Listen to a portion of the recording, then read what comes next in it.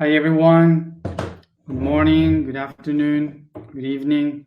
As you can see, I'm in the process of I need my space, being locked and not willing to see anybody. Thank you to those who gave me this t-shirt last time. I'm still painting and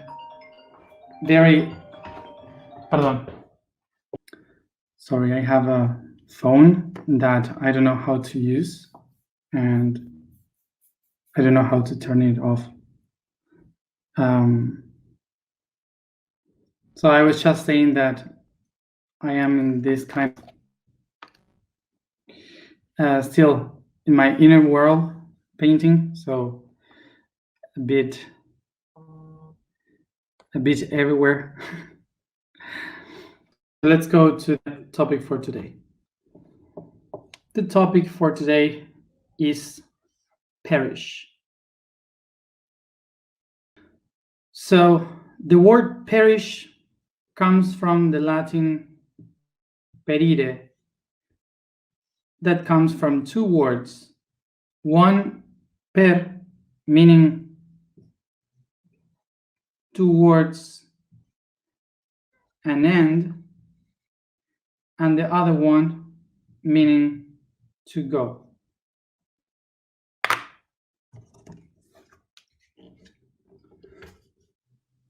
So perish comes from perire, meaning towards an end, and the last one, to go. So to go towards an end. So perish is a word that usually we don't use much in the daily days. We don't use much this word because we usually to die or to, how to say, to get rotten. Yeah, to get rotten, something like fruit or whatever. I don't know if in English you use the concept of perish food or not perish food. I never said it in English. Perishables, you say? Thank you. Perishable foods. So in Spanish we use it most for that, but usually is a word used in literature, in poetry, which is more classy to explain death. So the idea of perish is not exactly like to die or something that is dying. Is a concept that kind of explains the idea of something that is moving towards an end. So it's not speaking about the action of dying, it's basically something that is heading to a situation of ending. So it's not the same as die or end. So this is why I think that it's important to think about this topic, making a difference with death. So the reason why we are going to speak about this is because of some questions that emerged from yesterday, which is related to the creation. We spoke about the being that is creating, that the mind that is growing up through expanding and creating things in the universe. But suddenly we can find a question of so why this mind is willing to create and manifest and play would allow the destruction of things in the universe, why it would allow wars, conflicts, destroying in the universe, death. So this is why we are going to try to understand what it means for the universe to destroy and to perish. I would love to do like synoptic organization because I love to do this in school. So it's funny that sometimes I hear those to know the interdimensional words and so on, and what I'm really concerned about is to make a beautiful synoptic frame.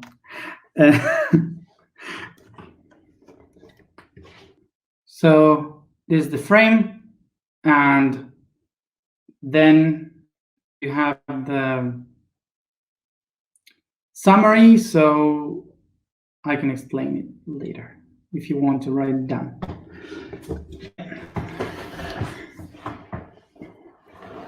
So let's go to this summary of the universe. First of all, remember, everything begins because one unity decides to expand to come back to itself. Universe. So this unity here takes two different paths, one inside, one outside, which is D, D meaning two. So the diverse. Diverse is the origin for two paths that goes out to come back within. Those two paths are called negative and positive. So this positive and negative, they will start to create everything, dividing by two different paths that we call constants, because they happen all the time, constantly. Because of this, these two constants will be called time and space. These two constants then are like lines that are always there that linked one to another by positive and negative. So the line of time and the line of space, they find together in the center, positive and negative, and they create energy. This energy will be the movement of positive and negative, making the two lines crossing, creating wave. The waves are the ones that will unify time and space in positive and negative. In English, onda is wave. So here we have the wave that connects time and space. So once that we have this time and space and they start to connect to one another, multiplying, they start to be divided because diversity, they diverse. The diversity make the lines of and lines of space, they start to multiply by themselves. So that creates many lines of time, many lines of space, realities, and they start to cross one another, creating different waves, different vibrations in the different waves. So when they start to cross to one another, they create these tiny dots where all the vibration get together, creating energy. So the crosses of line and space creates a network. And this network, which is many waves connecting one another, what they do is to create nodes. And those nodes are the waves so densified by energy that become a particle. So time and space bending once and again, they made a wave into a particle. So we can have here lines of space and lines of time. So here, in between time and space, we have waves that they cross, creating nodes. And the nodes are basically the crosses of the waves. So the particles are born because of the wave. They are the same in a different organization. Por lo tanto, son diferentes organizaciones de la misma cosa. So this network, what happened is that it starts to create itself through fractalization, fractals. The particles create the fractals with the waves. because as you hear, the patterns of time and space with the particles, they create one structure that repeats itself again and repeats itself again, going out and inside, big and small. So that's the fractalization. So what happened with this structure that makes order? It organizes the reality and makes rest the mind because it's in order, is organized. It's a perfect pattern, all organized. So this means that the universe, through all this process, discovers the cosmos. So let's try to see if I can really draw it here.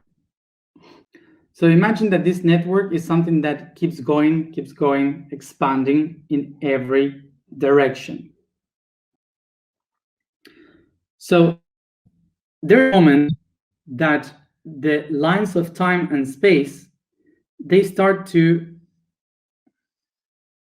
curve themselves because they want to come back to the origin, to the center. Can you see it? Can you see the shape that I'm trying to do?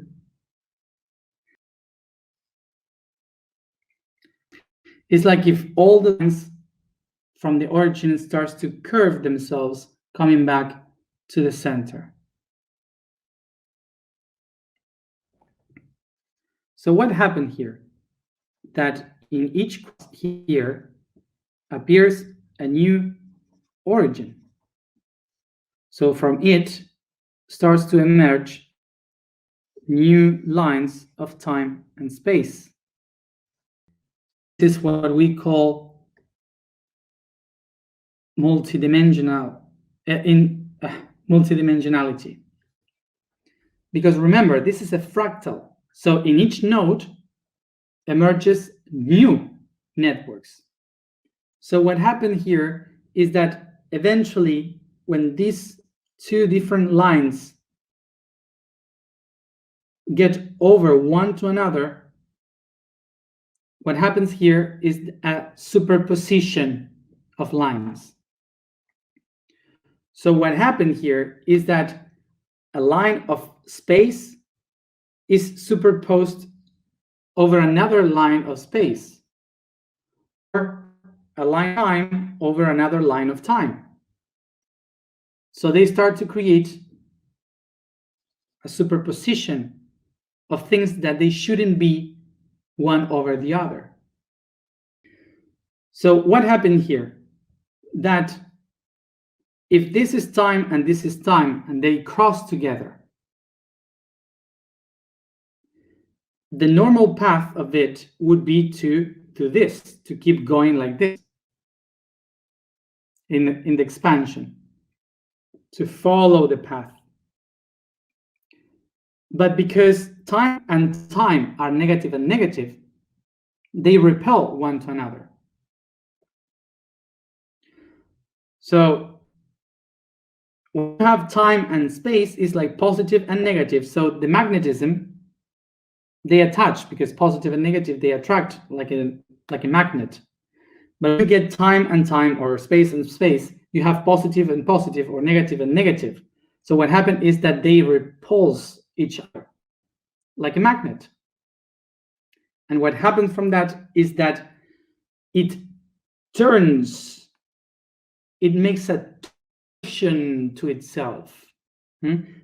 It torsions itself in order to not to follow the same path, so it doesn't find the same times. It tries to create a new path. So it torsions itself, that we call something that we are calling distortion. Distortion. So why this is happening?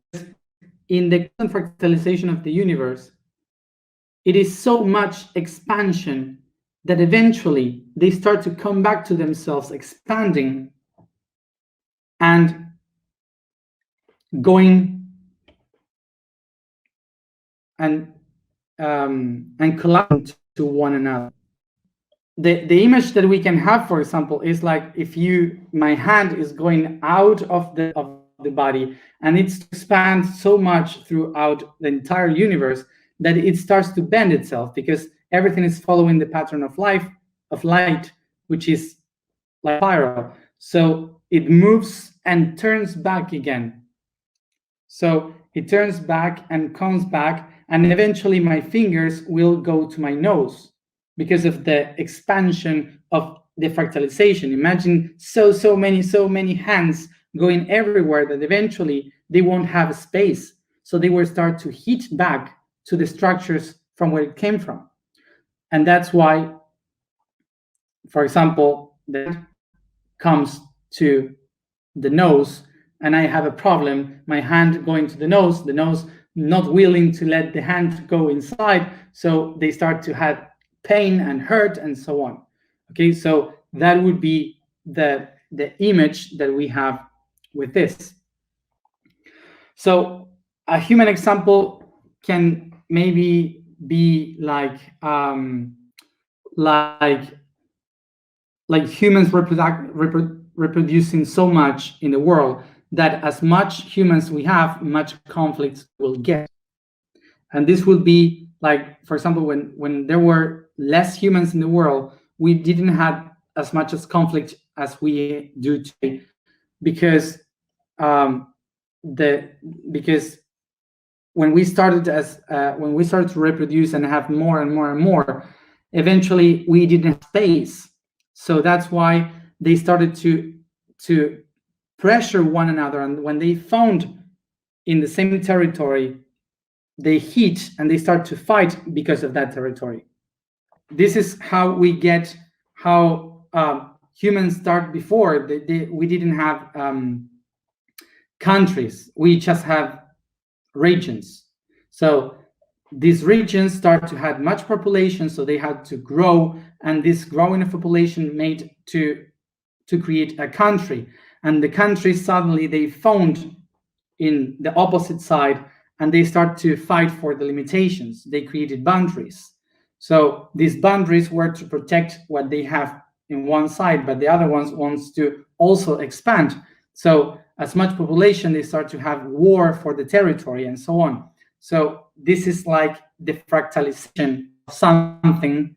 It creates this conflict. So of course that we can say that this concept of wars and to fight for the territory could be silly from the human point of view, but this is not something that is human. This is everywhere. This is a fractal of the universe. For example, the grass. When we look at the grass, we may say, oh, it's so beautiful, these meadows and this beautiful garden. But what actually is happening there is a war. The grass is fighting a war territory. We see grass everywhere because they kill everything that can grow. So they go over the other ones, expanding as a fractalization in order to take control of the territory. So when we see something that is beauty and green, what really is happening is the grass fighting a war.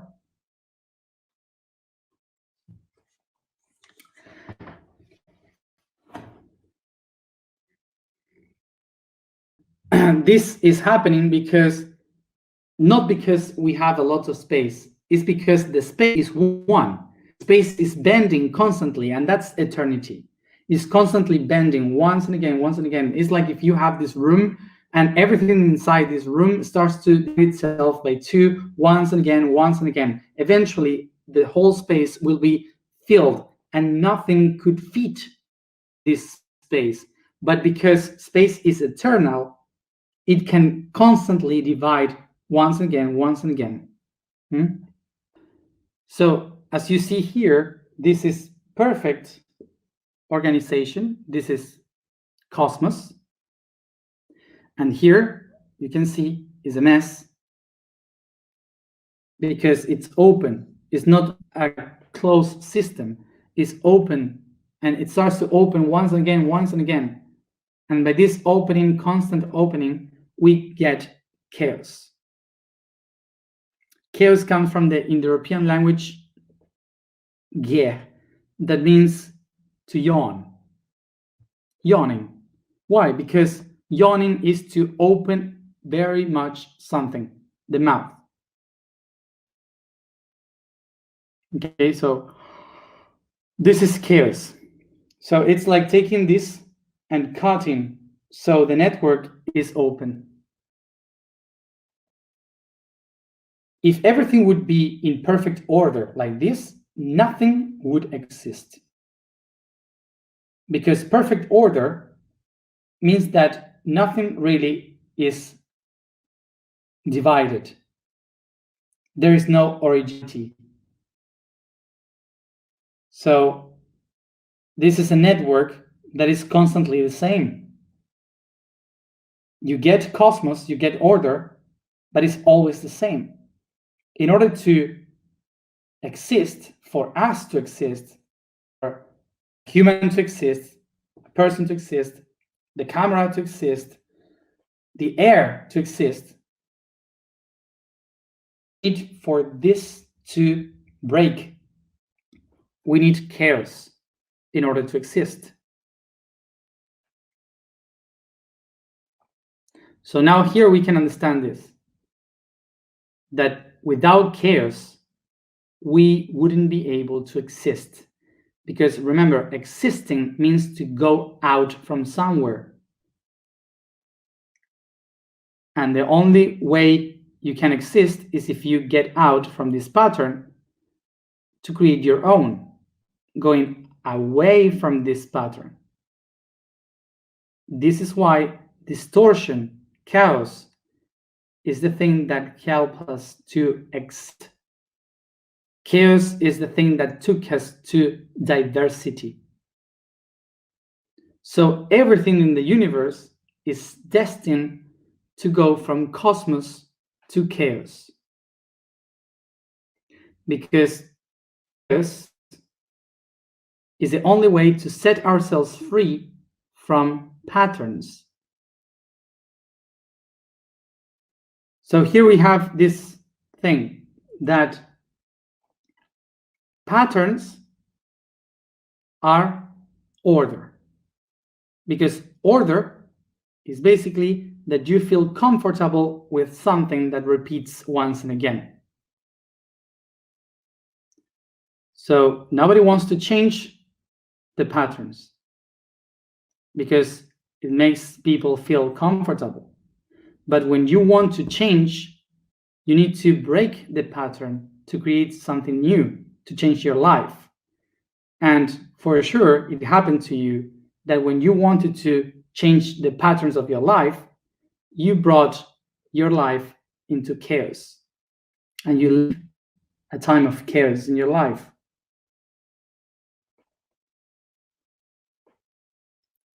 Didn't you? Chaos is a synonym of evolution. Cosmos is a synonym of stability. Cosmos, order, can also be horrible. For example, the people that get in relationships that their partners hit them, kick them, do bad stuff to them.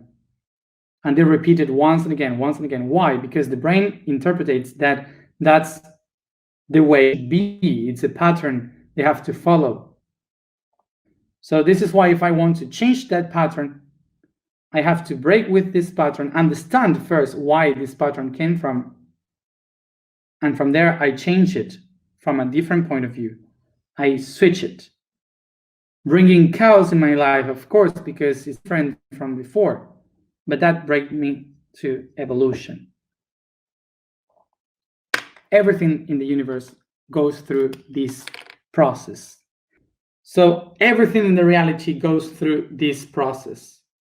And we call this process life and death. Life and death. So what do we have in between?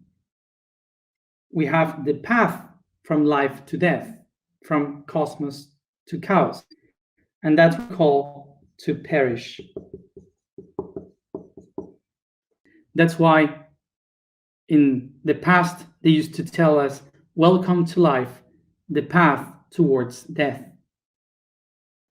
Because we could understand in that time that going to death, chaos, is nothing else but a way in which the body, the reality, distorted itself through evolution. Nothing really dies in the universe. What really happens is that evolves. So to perish is a path of evolution, but we see that as a defeat.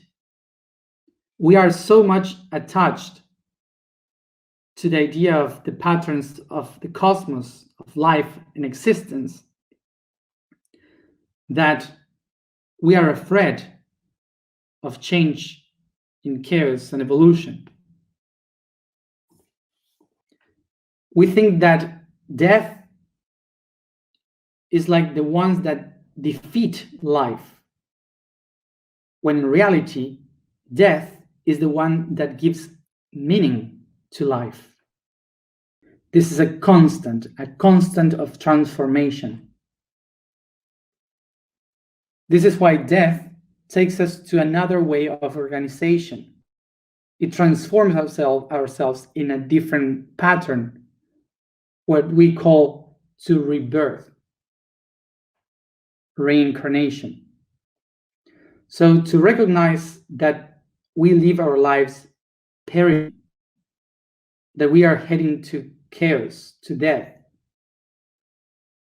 helps us to set ourselves free from the shapes, from the forms, acknowledging that all what we do is in order to transform ourselves in something new, something different.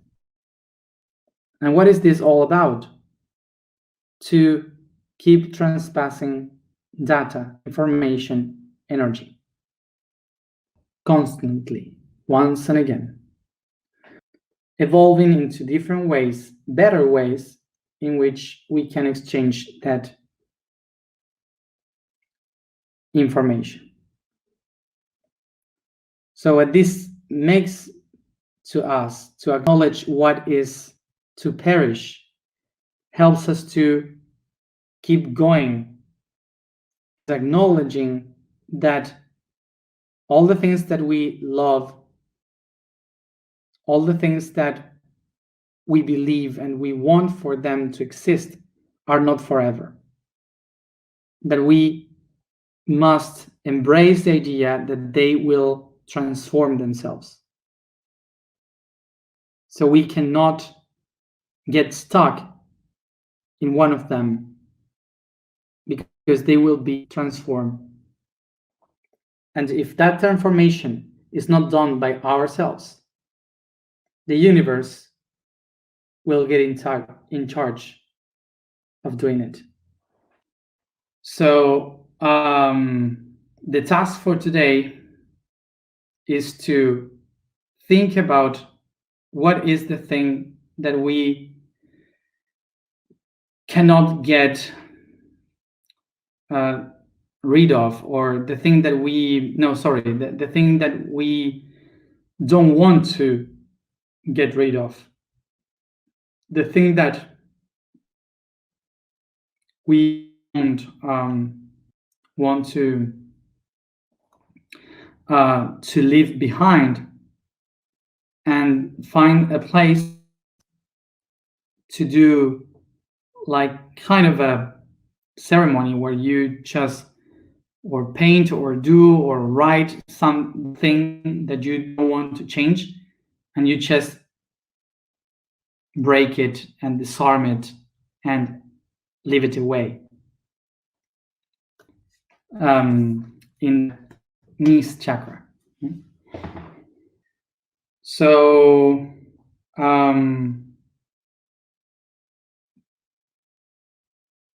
some people were someone was asking about death. So you can check about death in November. I spoke about that in November. So the task for today, for example, as an example, I don't know, each one can find its own way, but imagine, I don't know, like drawing something that you love the most and you really like, and you don't want to get rid of this, and put fire on it, set fire, and burn it and to ashes. That's it. Let's go to the information for today. The vibration for today is who. The statement for today is, I am the designer of paths.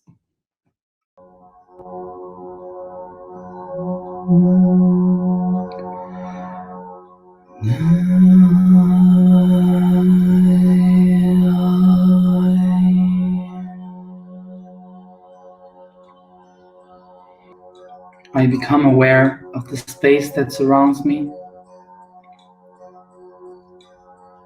the body I inhabit, and my own breathings.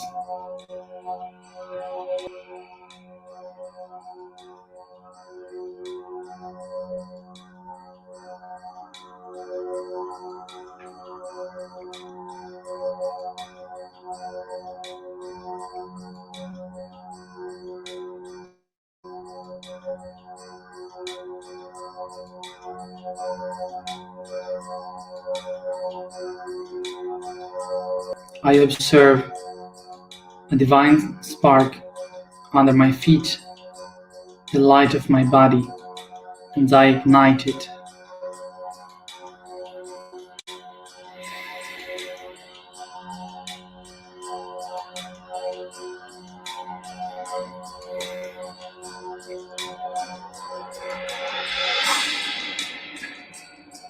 I ascend this divine spark to my feet.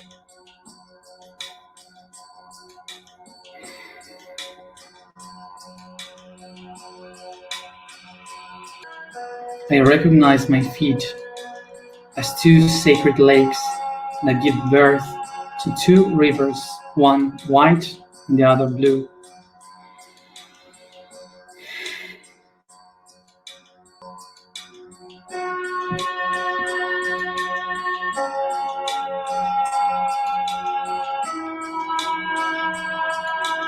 And in its energy, I set the intention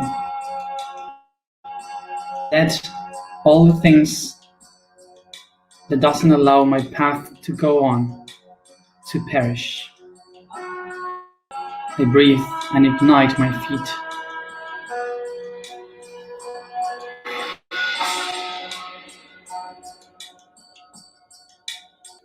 I ascend this divine spark to my knees.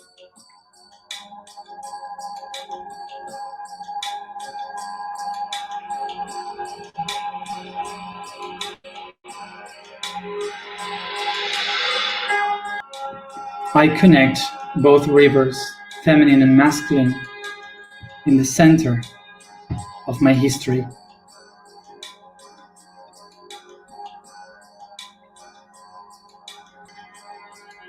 And I set the intention to let perish all those things that doesn't allow me to go on from my history.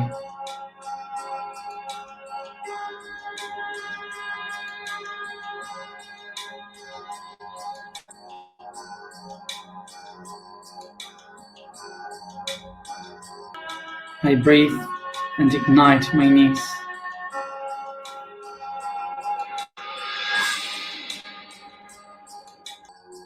I ascend this divine spark to my root chakra.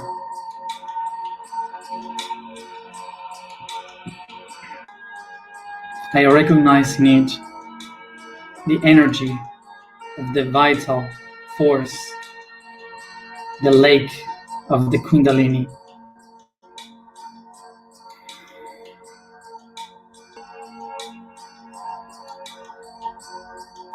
And I set the intention to let perish all those things,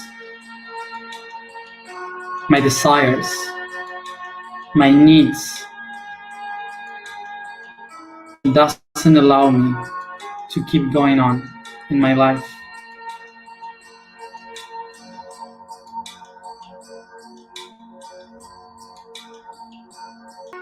I breathe and ignite my genitals.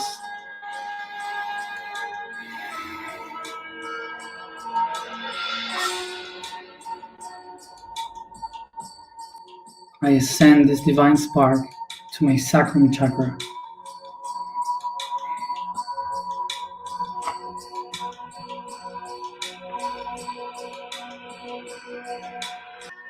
I recognize within it the temple of the Mother of Creation, designing life between darkness and light.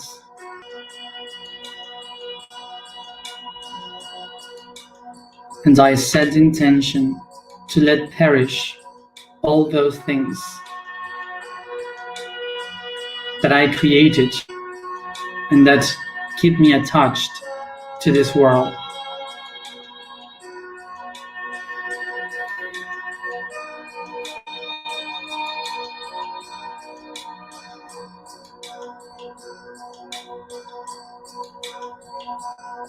I breathe and ignite the sacrum.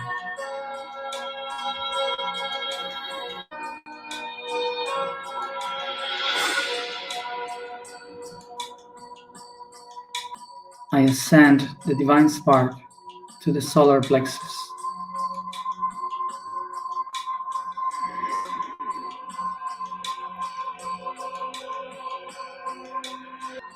And I recognize in it the temple of the body, where I find the attributes of my being.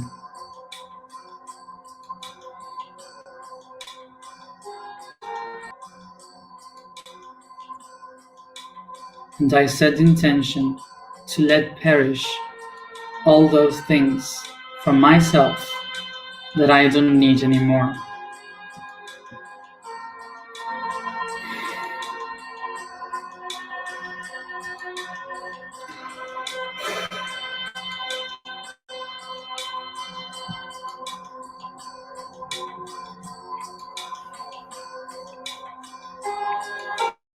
I breathe and ignite my plexus.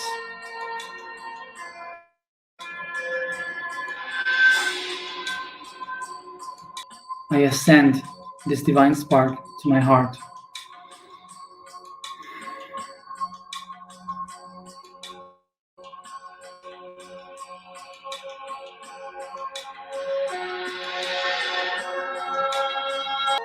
And I recognize in it the temple of life and love irradiating to the world.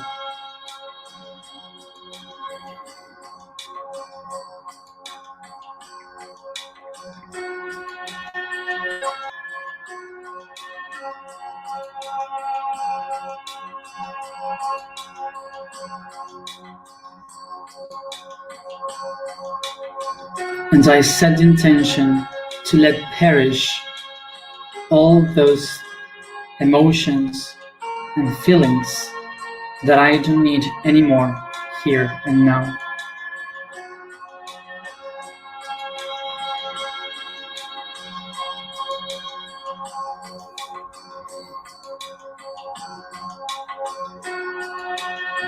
I breathe and ignite my heart.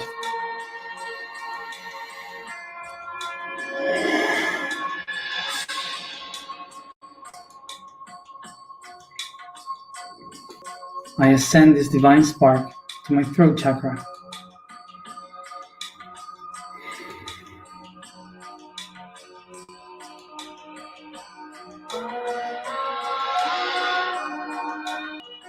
and I recognize in it the temple of the sun, irradiating its light,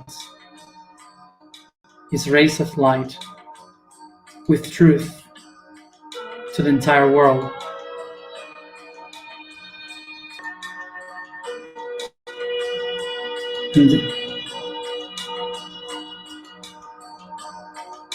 And I set the intention to let perish all of my lies.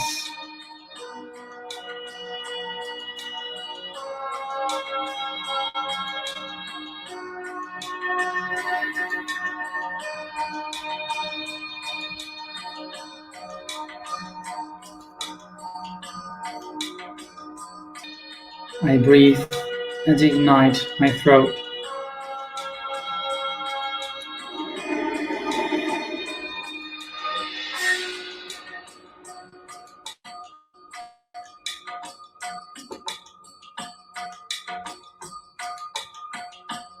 I ascend this divine spark to my third eye.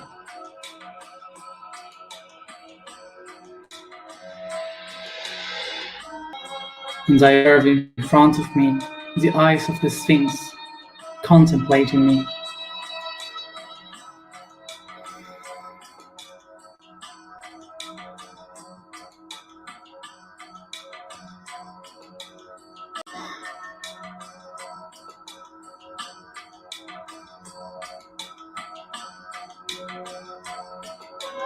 And I set the intention to let perish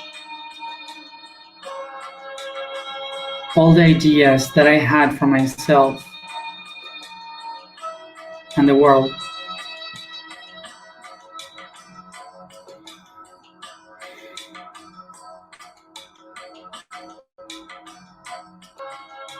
I breathe and ignite my third eye.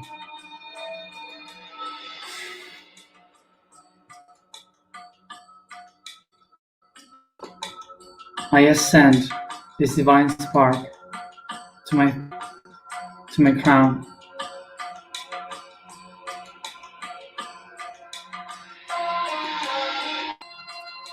And there, the Nile, the inner Nile, opens itself in a crown, the delta like a lotus, surrounded with pyramids as a crown. And I set the intention to let perish my beliefs about all things.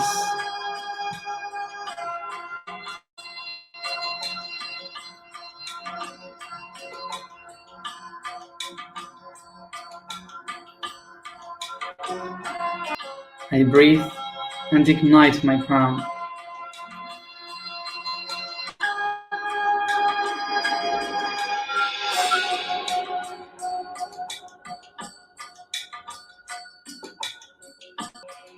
I recognize that this inner initiatic path helps me to set myself free from all the things that I don't need anymore, so I can move forward.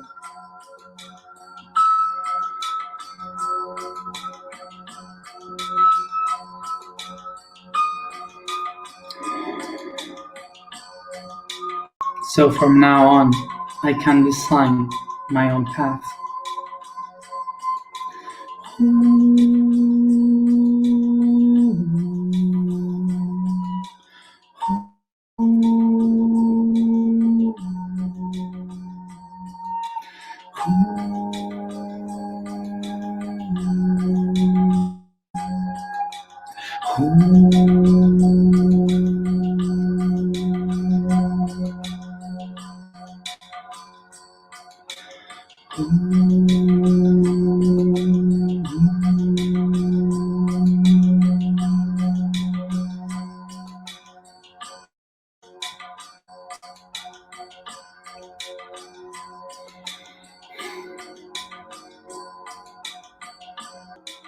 I am the designer of my path. I am the designer of my path. I am the designer of my breath. I am, I am, I am.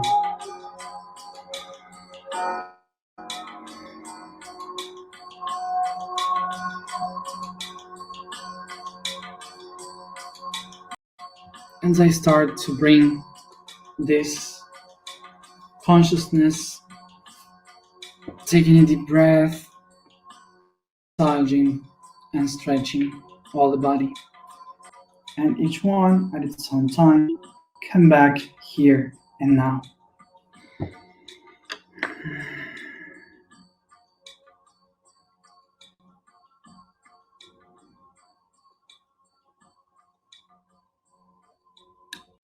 Thank you, everybody, for being here another day, and see you tomorrow at the same time.